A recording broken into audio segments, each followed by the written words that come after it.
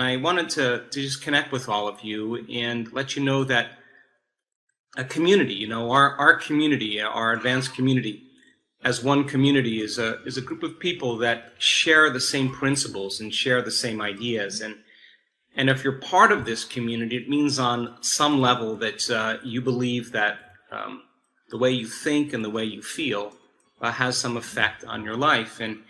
And communities are built on the exchange of ideas, and the exchange of ideas is really how we communicate. The other thing is the agreement on those ideas. If we share the same understanding of possibility, if we share the same understanding of quantum physics and the scientific model of how mind affects the nature of reality, then we'd have to understand mind and its intricacies and the neuroscience of neuroplasticity and how your mind affects your body. And is there electromagnetism that is the result of thoughts and feelings? And can we change our gene expression? And all of these different idealisms tend to create a bond or create a community. But one of the other things that's so important that I find really valuable, when we learn something new, we see possibilities we didn't see before. And so many people in this community, your community, are asking really good questions. How do I heal my body? How do I produce elevated emotions? They ask for help and recommendations on what book to read, where should they start, what meditations to get, how do I become abundant? And the fact that you're asking how is really important because information, knowledge, understanding, philosophy, theory is the first step to understand what you're doing and why you're doing it. But when you make the effort, really make the effort to get started and initiate what you've learned into a practical experience, now you're putting the rubber to the road. And those questions should come up because the how means you want to understand better what you're doing and why you're doing it. So then our scientific model of understanding helps people to understand what they're doing and why. Our community of people, from its uniqueness, is that we're doers. We are interested in creating new experiences. Now, whether that experience is healing yourself or staying awake during your meditation, if you're asking questions on epigenetics or how do I produce elevated emotions, it means on some level you are making an effort to advance the understanding through experience.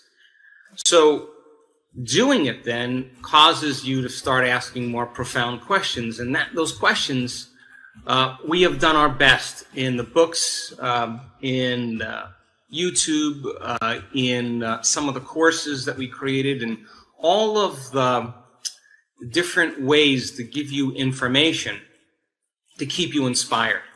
And when you become inspired, you see a possibility that you haven't seen before, and that possibility causes your body to feel energy. You're tapping into an energy or an emotion of the future.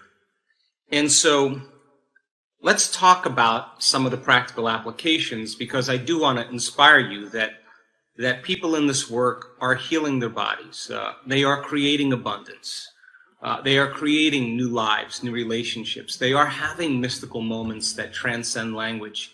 But they all started at a certain point of understanding, and it was the practice that caused them to get better at it. And so we have a formula that we have been studying through all the research that we have been doing. And that formula has everything to do with operating your brain at the most efficient level to create a certain level of coherence in your brain, a certain level of holism and order. And that coherent brain allows you to hold a thought, a dream, or a concept without other circuits in your brain distracting you from that vision. And it is a frontal lobe activity. And we see in so many different people that we measure if they practice it, just like practicing anything, they'll get better at it. But having an intention is sterile without energy. In other words, when you select a new possibility in the quantum field, you're seeing something that you could create. And when you see it, if you're waiting for an experience to happen so you can feel the emotion of the event, for the most part, you're living in lack or separation. We now know then if you can create coherence in your heart, that heart produces a magnetic field that literally causes you to expand your energy. And the more coherent the heart is, the more you can lay the thought of your future on that energy. When you can combine a clear intention with an elevated emotion, you are changing your energy. And the practice of doing this is the important point. Because so many people ask to heal. They want to understand why they're not healing. And for the most part, they haven't learned the formula to heal. They want to create more abundance in their life, but they haven't practiced the formula to create a change or more coherent energy. And the people who begin to do this properly, something magical happens.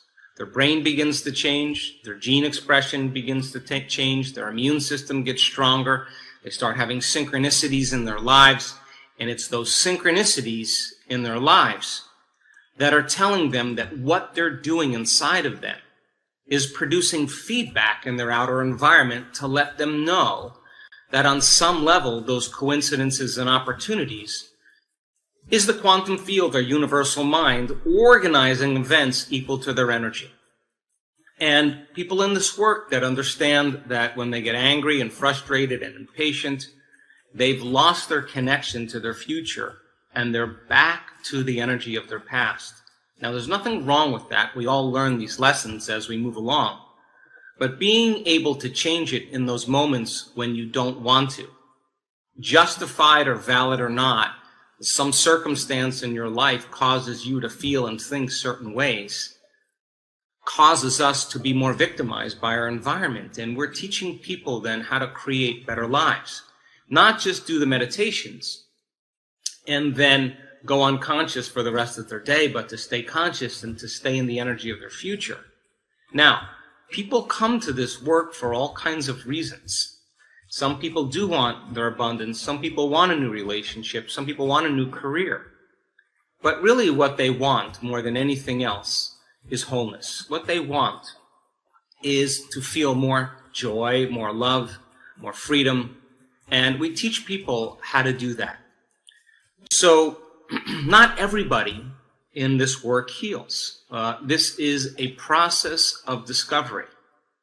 But in the last couple years, we have seen so many incredible miracles, so many transformations. And we have the evidence, not only in science and the things we're measuring, and all the wonderful new opportunities that are coming out of this work with other scientific universities and communities that are interested in studying us, but also our testimony, our students. They are the living example of what's possible. And that means then, if other people can do it, you can do it as well.